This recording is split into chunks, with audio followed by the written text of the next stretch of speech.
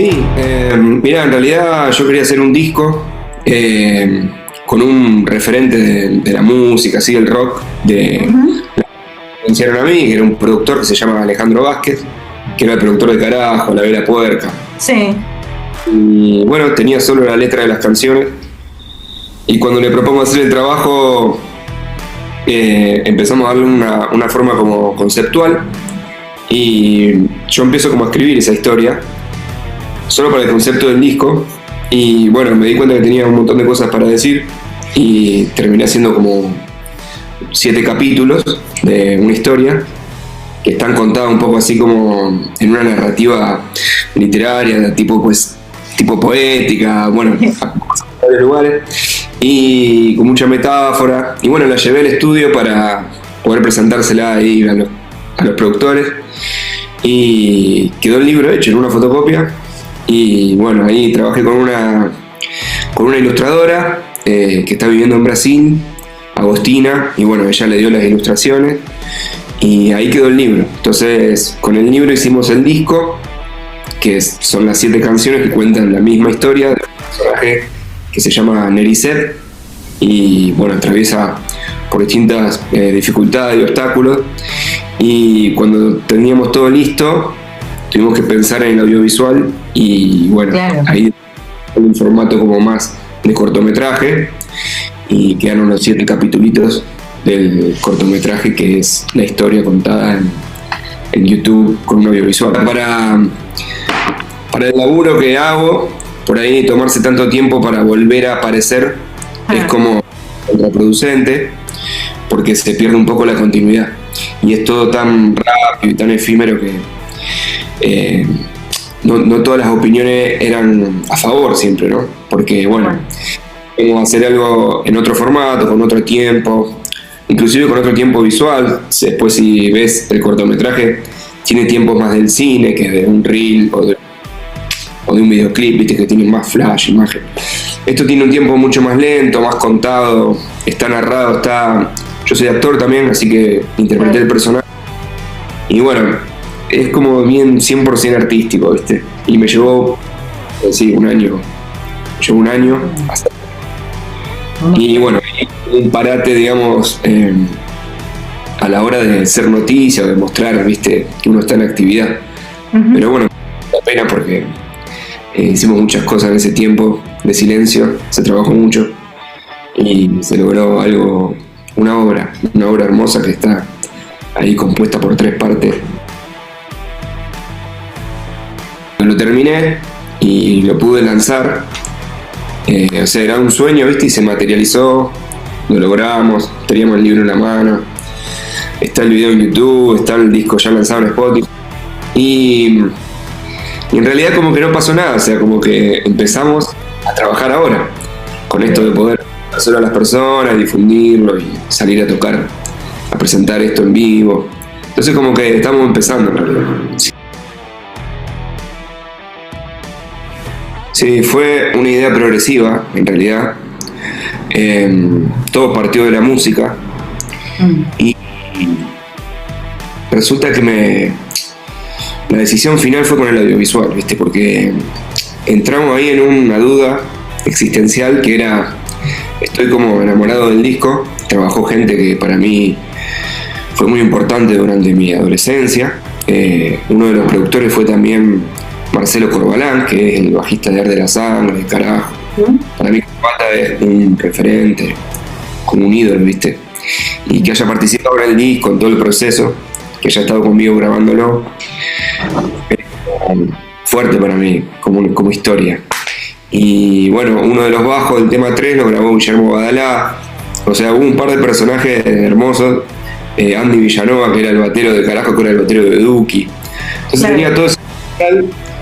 Y ese disco me dio una satisfacción que fue que encontré como una identidad de artista que en medio de lo que estaba buscando. Yo arranqué en el 2022 solista, había tenido muchas bandas, y cuando arranqué solista fue un capricho de poder probar distintos estilos, ¿viste? Que no me permitían por ahí las bandas en las que yo formaba parte. Entonces dije, bueno, me dio el gusto experimento.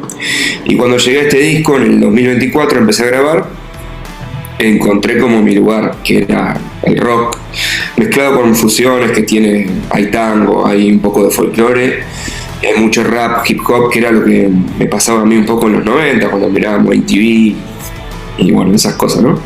Pero ¿qué me pasó?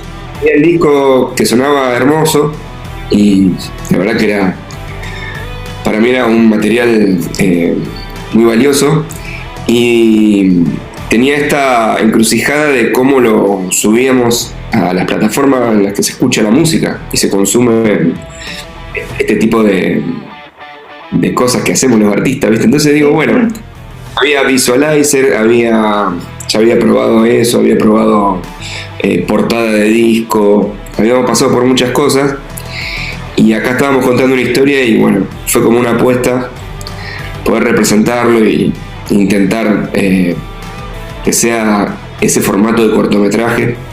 Justo hacía poquito había salido un artista medio nuevo de Buenos Aires, que se llama Martín.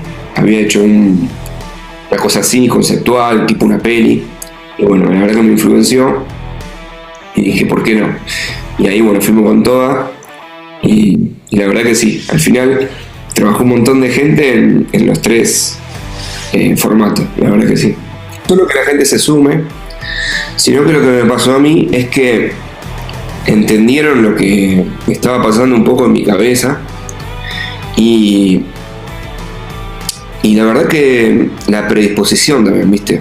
Porque sumarse, bueno, es hacer un trabajo, pero predispuestos desde más allá del trabajo, digo, involucrados realmente con el concepto, el mensaje.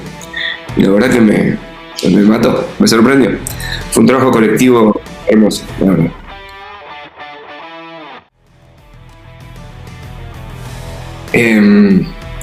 Sí, bueno, en realidad es eso. No, te iba a decir, o sea, poéticamente,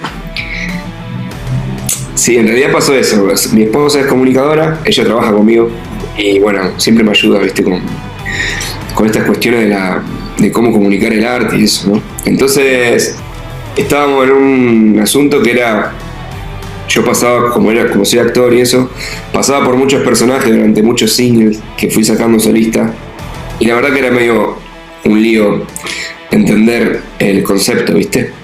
Y siempre en los cursos que hacíamos, las cosas que íbamos capacitándonos, siempre me observaban eso, ¿no? Como que faltaba marcar ahí alguna cuestión con el color, con la identidad, ¿viste? Era todo muy cambiante. Entonces, bueno, sí, yo soy acá de simpatizante de un club de la ciudad, y bueno, me dije, ¿qué color usamos? Usemos este, le dije a mi esposa, y ella me dijo, no, mirá, tratemos de no ser tan básico, busquémosle una vuelta.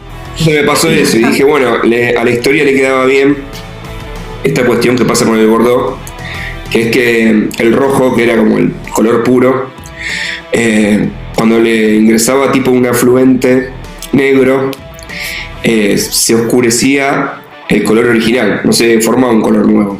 El resultado de que se haya oscurecido el original. Eso es un poco lo que pasa con el corazón del personaje y lo que está pasando en la historia. Entonces dije, bueno, nacido en rojo y crecido en Bordeaux, me parece que es poético.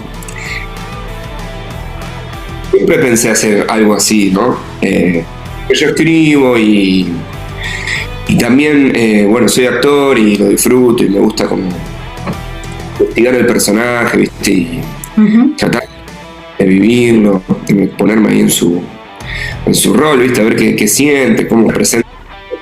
Y nunca lo había podido lograr porque, bueno, es complejo y me llevó mucho tiempo, sí, estoy pensando eso, que me llevó un montón de tiempo llegar hasta hoy, digamos.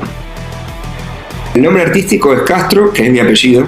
Bueno, es un apellido muy común, entonces cuando busqué usuario, fonéticamente, suena como te digo Castro, pero fui buscando las letras que estaban disponibles y encontré que se escriba Castro, pero con K, Z y H al final.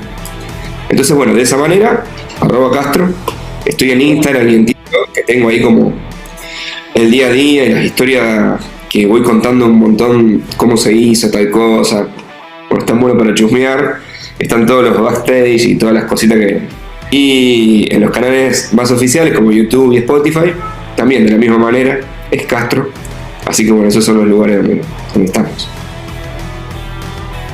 Vamos a estar saliendo a mostrar estas cosas. Y bueno, gracias por la oportunidad, el espacio, ¿no? Nada más. Muchas gracias.